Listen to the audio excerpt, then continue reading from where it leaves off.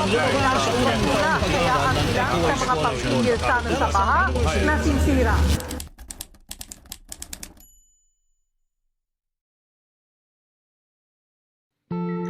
We often blame our government officials for failed flood control projects. And while that is a big factor, but there's a but. And here's the but. We neglect our own responsible action towards the environment. Throwing trash anywhere clogs our drainage system and worsen floods.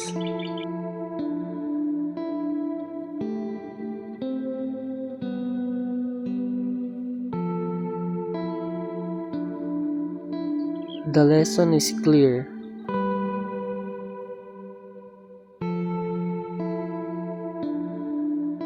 We can start by educating our community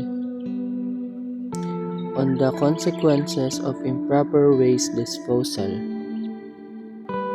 and organize clean-up drive. This is the first crucial step in preparing for and responding to future disaster.